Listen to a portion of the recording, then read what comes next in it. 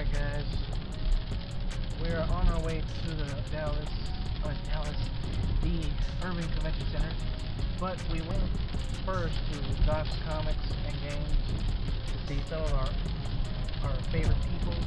Unfortunately they didn't go to KamehaCon due to their choosing and own issues, but we're coming back there now, on the way there. I wanted to show you guys some of the scenery. Monsooning. Yes, the monsooning. It is terrible out here. It is raining. I do apologize for that, in case you guys wanted to see some sun action. It was pretty yesterday. Today is not so much. But yeah, it'll be in a few minutes that we'll get there. Till then, guys, we will see you there.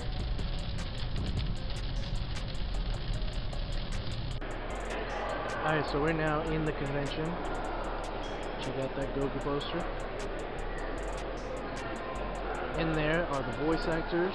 We'll get there in a second. She had to use the bathroom. But this is just the first floor.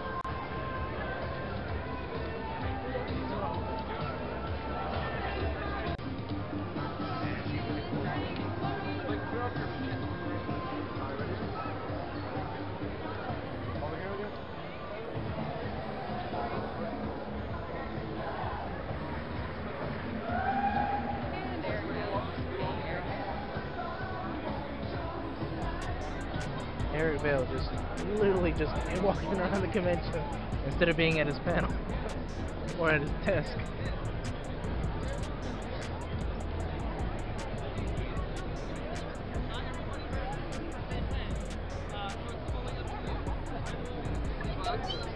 I know it's a wheeze.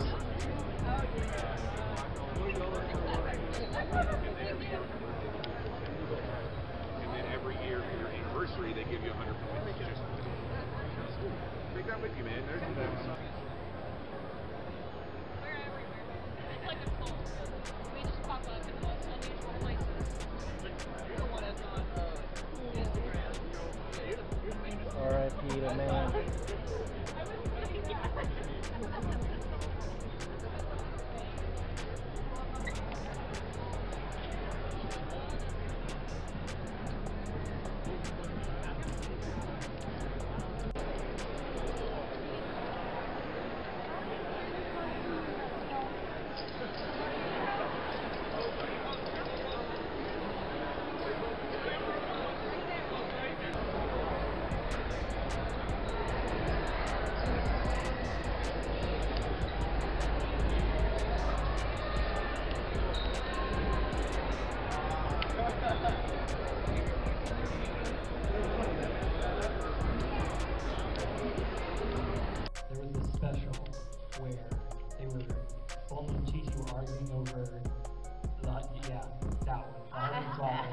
Okay, in the show, which one would you want as your husband, really, and then in real life, the actor?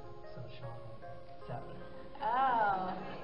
So I think, did you say which one would you want on the show as your husband, and then in real life, which one would they want as their husband? Oh, it's like very, wow. very kill, make out with.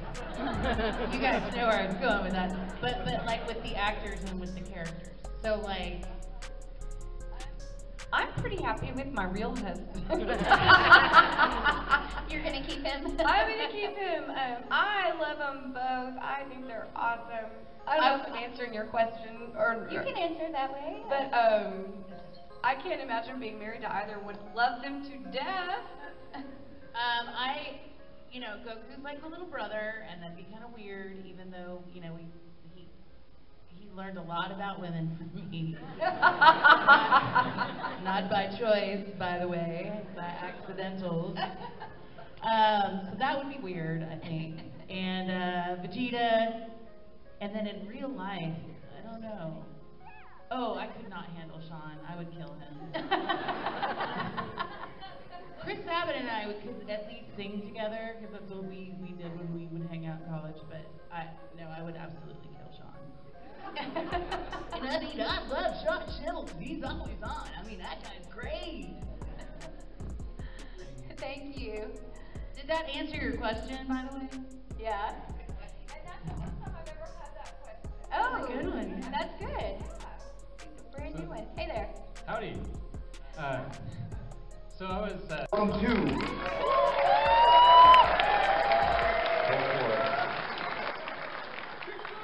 Welcome to the Prince of All Panels 2. Like I said a few minutes ago, with Suzuki Morikawa, we're going to make history with 4 Vegetas. But we're still making history because this is, as of today, the first and possibly last time we're going to have a panel ever. We're going to see one with the American or the English, well, 2 of them speak English, the American, Canadian, and Mexican/Latin American dub actors who play Vegeta together on here, talking to y'all for the first time. Maybe last, maybe not, we'll see. So we might as well bring them out right now. Are y'all ready to see Vegeta? Are you ready to see another Vegeta and another? If you include Team 4-Star and Prince Vegeta, JB, we could have had 6 Vegetas here. That's a lot of Vegetas. Not enough for her, but plenty. All right, folks, without any further ado, let's bring him out. First, he is the first man that my ears heard play Vegeta back in 1996. The inventor of over 9,000 and a god whose wrath you will not escape. Please welcome back, after year 1, now here in year 2, from the Ocean Dub, Mr. Brian Drummond.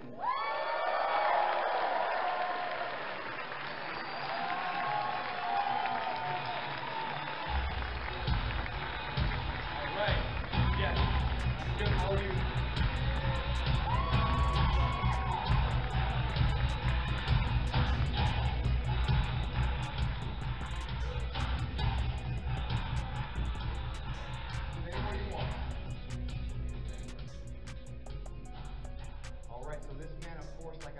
Throughout the whole weekend, the Ocean Group in Canada, Vancouver, they put food on the plate for us to eat, and this next person took the role and just owned it. You know, the Prince of All Saiyans. He's got quite the resume, and you know, you might also know him as Kuwabara, All Might, Piccolo, Yamcha, the Prince of Vegeta. Well, the Prince of the Saiyans, Vegeta, of course. I screwed that up. Chris Sabat.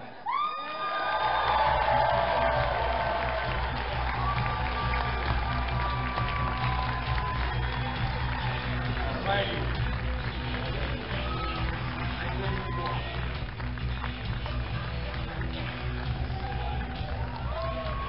Thank you. Last but not least, the man who has voiced Vegeta for 23 years in Latin America. He, you know, just, again, if you grew up on that dub, or if you saw it on Telemundo, you heard Insecto, and for some reason in the Latin American dub, Vegeta called people insects all the time. I don't know. Please welcome, folks, damas y caballeros, bienvenido a René Garcia!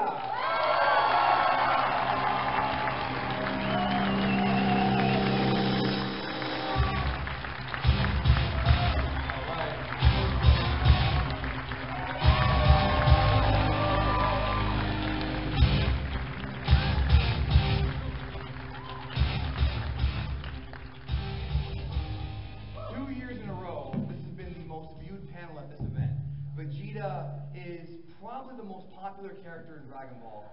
We're going to start over there and move over here with Brian, Chris, Renee. Why is Vegeta so damn popular?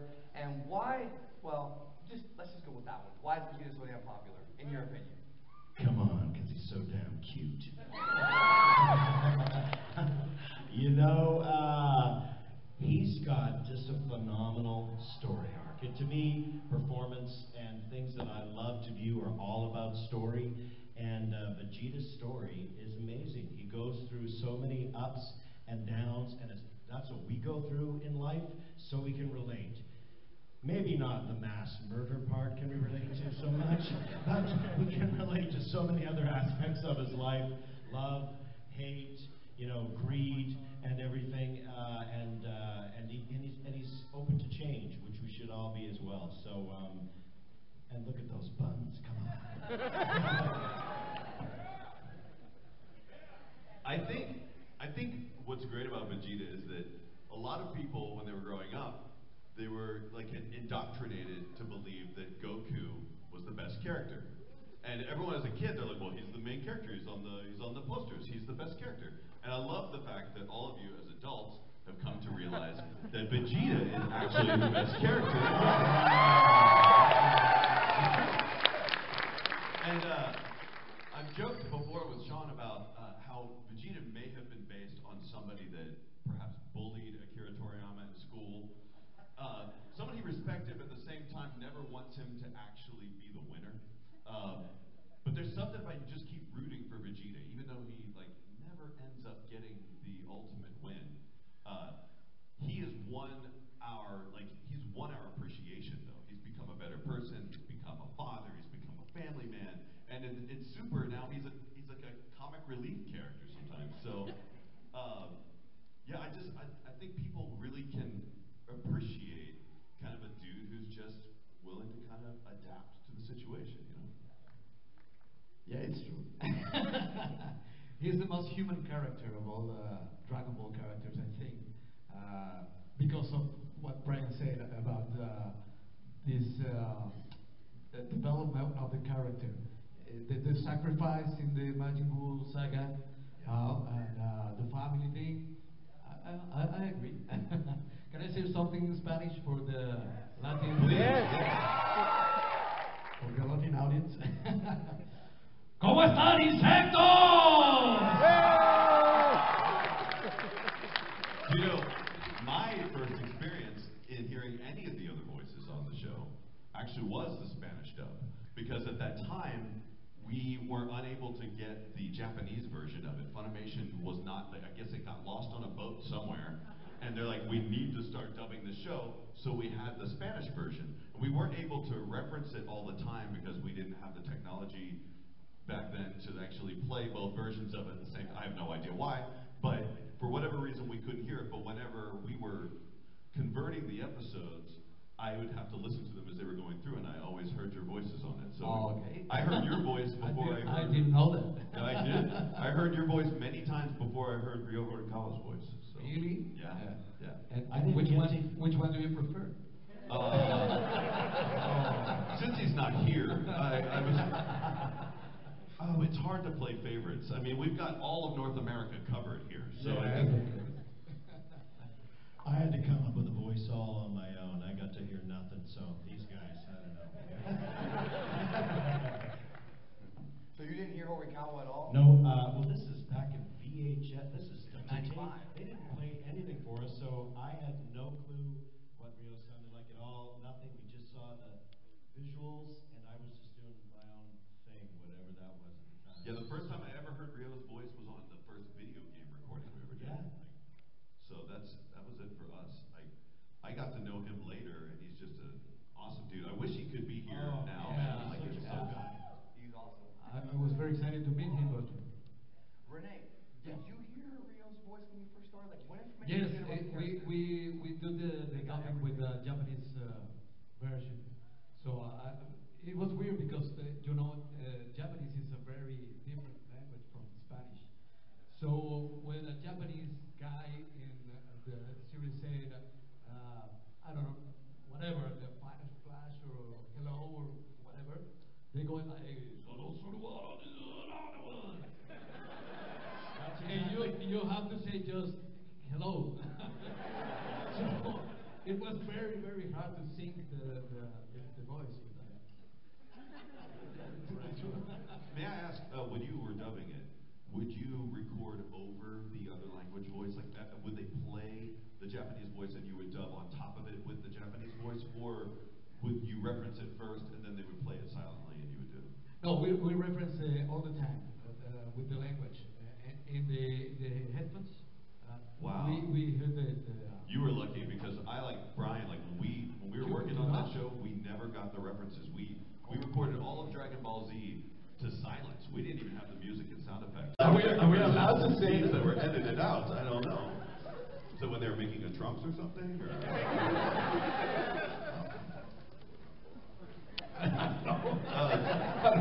But I think most people would agree with me that in DragonBall Super, probably the best part is when, or it could have been in the movie, when Bulma gets slapped by Beerus. Yeah, that's a favorite. What did he yell in Spanish?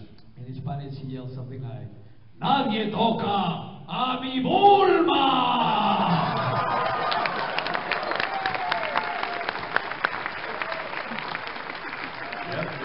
That's my Bulma!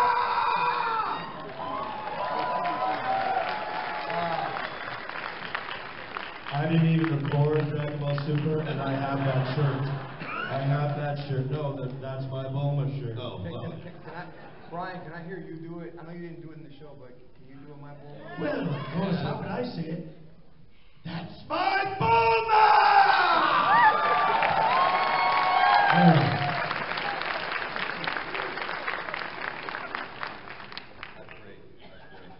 For himself, but at the same time he doesn't want to die because he's disappearing like Marty McFly or something like that.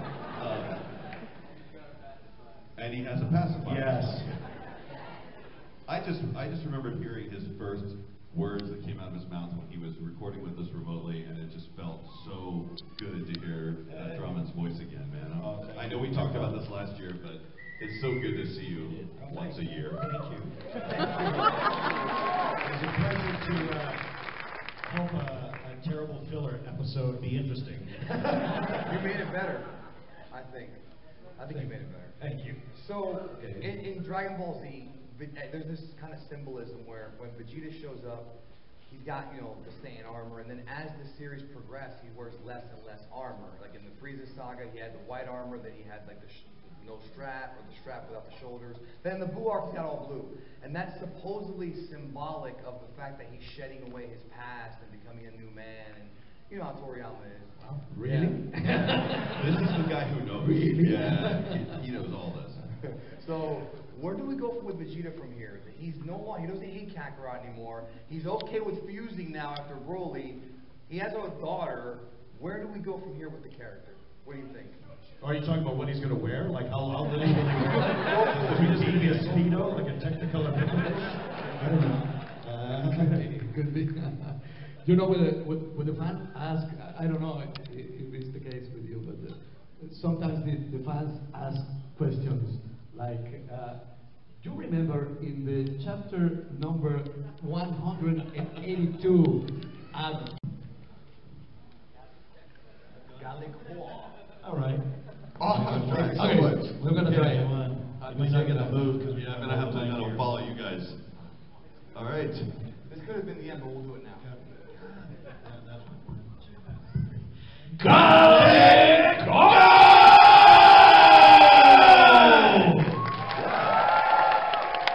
Let's just try it there. If we can, and try one more time.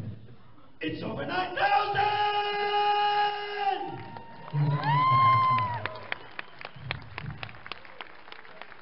And you know, in Spanish we made a mistake because we said it's over 8,000. I don't know why. You got it right. We made a mistake. We said it's over 8,000. I don't know. All right, we're going to wrap it up here. Thanks everybody for coming. One more question before we close out. First of all, thank you all for being here. Tomorrow, the Ocean Dub and the GT panel will be in this room, so come back for that. Final question. I'm going to start with Brian, then Chris, then Renee. Where do you think your life and career would be without Dragon Ball? Where do you think you'd be? What would you do?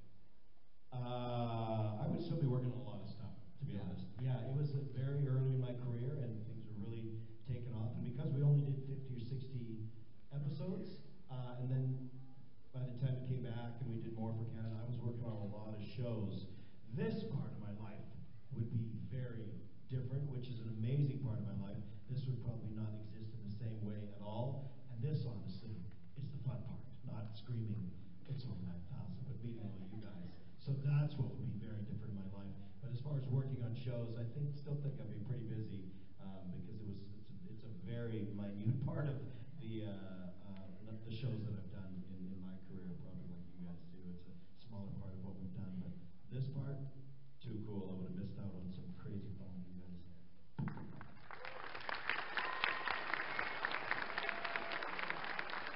I have to say, mine's the opposite answer from his, because I probably would have been stuck doing a bunch of radio commercials and just commercial spots, and I may not have ever found any work in the anime and dubbing community if Funimation hadn't taken over and brought it into the Dallas area, and I just happened to be just kind of at the right place at the right time. Like I don't even know what I'd be doing now. Like I have no clue. Like this is something I didn't even expect to be doing for so long. I'm still shocked that you guys are still letting me do this stuff. I have this weird feeling I might be doing this for the rest of my darn life. So it happened to be just like it's amazing. I got the best job you could possibly ever have, and I just happened to get it on the first time out of the box. Like unbeknownst to me, it took many years for me to realize, oh yeah, people actually like this show, because at the start, when I would go to conventions, they were all like, why'd you change the voices, you jerk? So conventions were quite like this experience. They were a lot different for me. So it took a long time to actually figure out that like this is something that's very important. So I was very lucky to get one of the best things my entire life. It's brought my entire livelihood, my studio. I wouldn't have met my wife without it. I probably would have been too scared to have kids. But Vegeta gave me so much strength and power, and virility. I don't know. I have no idea where I would be, but it would not be here, and I am so grateful to be here. Thank you very much for having me.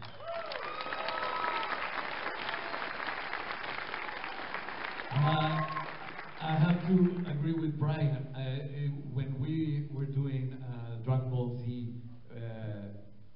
I started dubbing. Well, I started acting when I was 4 years old. So my entire life I've been an actor. So I started theater and then television and then dubbing. It's part of my life, as Brian said, with the fans, with the travels to anywhere. I've been in all Latin America, and the fans, let me tell you, are the same in all over the world. I mean, it's a community, it's a generation. I don't know, but they found a bond, and yes, it's amazing. It's really amazing. So that part of my life, it's because of Vegeta en español. And that is wrong. We must say Vegeta, but Geta in Spanish is not a good word. So that's Vegeta. So yeah, but the love of the fans is amazing. This is just amazing. And this phenomenon it's over 9,000 or beyond. I don't know. And thank you so much. All right, one more round of applause. Chris Abbott.